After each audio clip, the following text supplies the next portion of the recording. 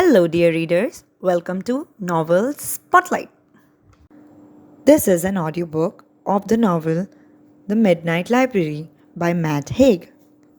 Part 41, Chapter 62. Don't you dare give up, Nora Seed.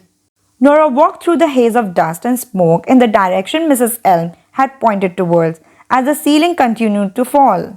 It was hard to breathe and to see, but she had just about to manage to keep count on the aisles. Sparks from the light fell onto her head. The dust struck in her throat, nearly causing her to vomit. But even in the powdery fog, she could see that most of the books were now ablaze. In fact, none of the shelves of the book seemed intact, and the heat felt like a force. Some of the earliest shelves and the book to set on fire were now nothing but ash. Just as she reached the 11th aisle, she was hit hard by a chunk of falling debris that floored her. Pressed under the rock, she felt the pen slipped out of her hand and slided away from her. Her first attempt to free herself was unsuccessful. This is it. I'm going to die. Whether I want to or not, I'm going to die. The library was a wasteland. 000041. 000042. It was all over. She was certain of it once more. She was going to die here, as all her possible lives were ravished all around her. But then she saw it, amid a brief clearing in the clouds, there on the 11th aisle, that way, third shelf from the bottom, a gap in the fire that were consuming every other book on the shelf. I don't want to die. She had to try harder. She had to want the life she always thought she didn't, because just as this library was a part of her, so too were all the other lives. She might have not felt everything she had felt in those lives, but she had the capability. She might have missed those particular opportunities that led to her to become an Olympian swimmer, or a traveler, or vineyard owner, or a rock star, or a planet slaver glaciologist, or a Cambridge graduate, or a mother, or the million other things. But she was still in some way all those people.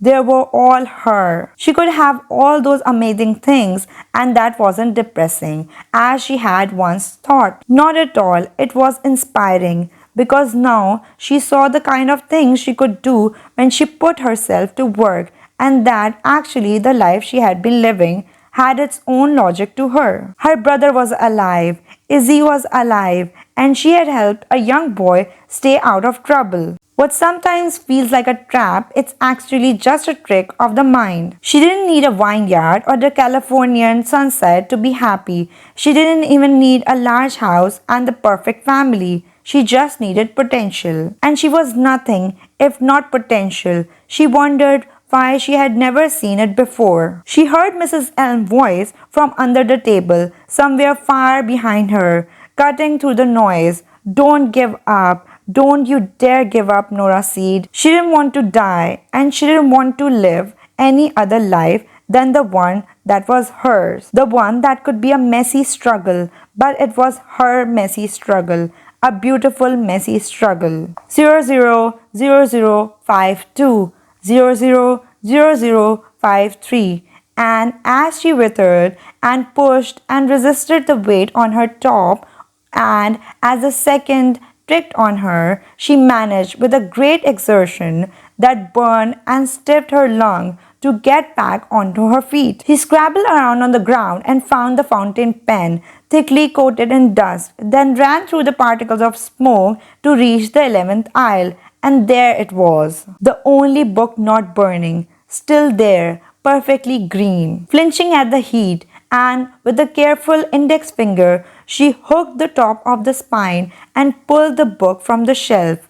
Then did what she always did. She opened the book and tried to find the first page. But the only difficulty was that there was no first page. There were no words in the entire book. It was completely blank. Like the other books, this was the book of her future. But unlike the others, in this one, that future was unwritten. So this was it. This was her life, her root life, and it was a blank page. Nora stood there a moment, with her old school pen in hand.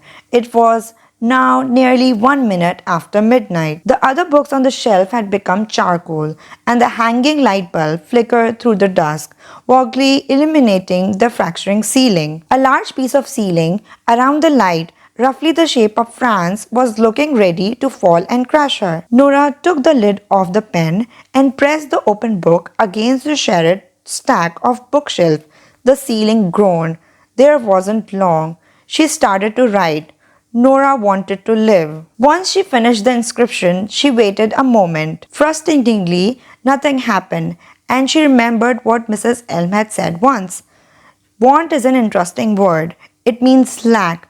So she crossed that out and tried again. Nora decided to live. Nothing. She tried again. Nora was ready to live. Still nothing, even when she underlined the word live. Everywhere now there were breakage and ruination.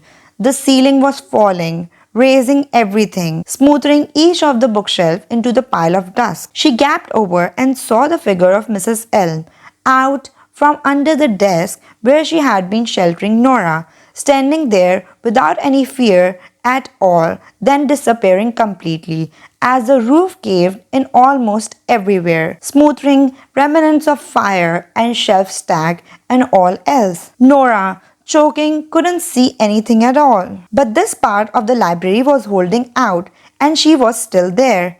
Any second now, everything would be gone. She knew it. So she stopped trying to think about what to write and, in sheer expiration, just put down the first thing that came to her.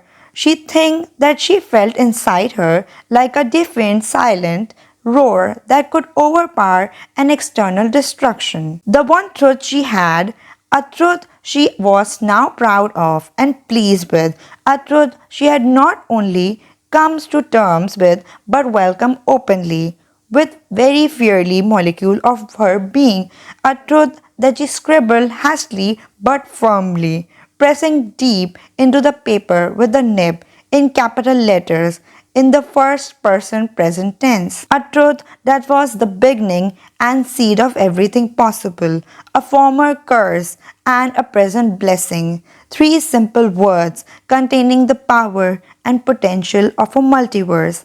I am alive. And with that, the ground shook like fury, and every last remnant of the midnight library dissolved into dust. Chapter 63 Awakening. At 1 minute and 27 seconds after midnight, Nora Seed marked her emergence back into life by vomiting all over her duet. Alive, but hardly, choking, exhausted, dehydrated, struggling, trembling, heavy, delirious, pain in her chest, even more pain in her head.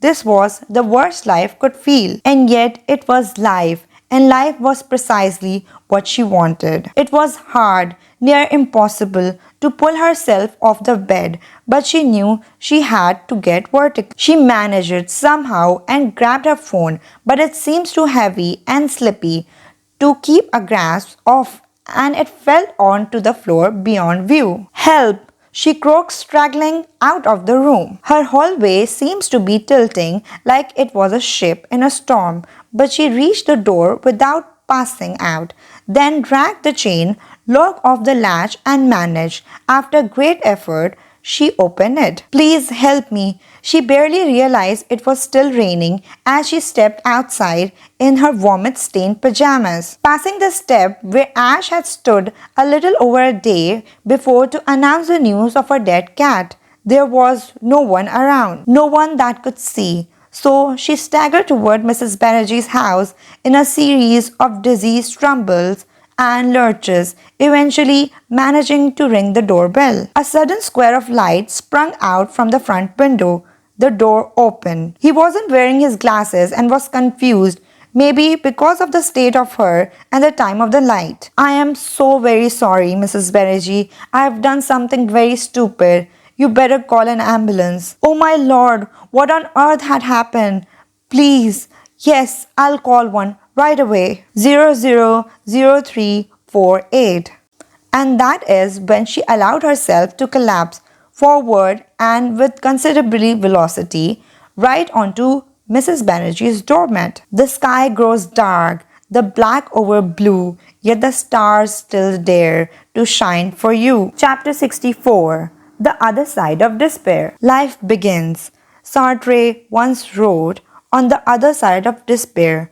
It wasn't raining anymore. She was inside and sitting in a hospital bed. She had been put on a ward and had been eaten and was feeling a lot better. The medical staff was pleased. Following her physical examination, the tender abdomen was to be expected, apparently. She tried to impress the doctor by telling her a fact Ash had told her about the stomach lining renewing itself every few days. Then a nurse came and sat on her bed with a clipboard and went through reams of questions relating to her state of mind. Nora decided to keep her experience of the Midnight Library to herself because she imagined that it wouldn't go down too well on a psychiatric evaluation form. It was safe to summarize the little known realities of the multiverse probably weren't yet incorporated within the care plans of the National Health Services. The question and answers continued for what felt like an hour. They covered medication, her mother's death, Waltz, losing her job, money worries, the diagnosis of situational depression. "Have you ever tried anything like this before?" the nurse asked. "Not in this life." "And how do you feel right now?" "I don't know, a bit strange, but I don't want to die anymore." And the nurse scribbled on the form. Through the window, after the nurse had gone, she watched the trees, gentle movement in the afternoon breeze, and distant rush hour traffic shunned slowly along Bradford Ring Road. It was nothing but trees and traffic and mediocre architecture, but it was also everything. It was life. A little later, she deleted her suicidal social media post, and in a moment of sincere sentimentality, she wrote something else instead. She titled it "A Thing I Have Learned," written by a nobody who had been everybody. For the next part, stay tuned to Novel Spotlight. And please like, share, and subscribe.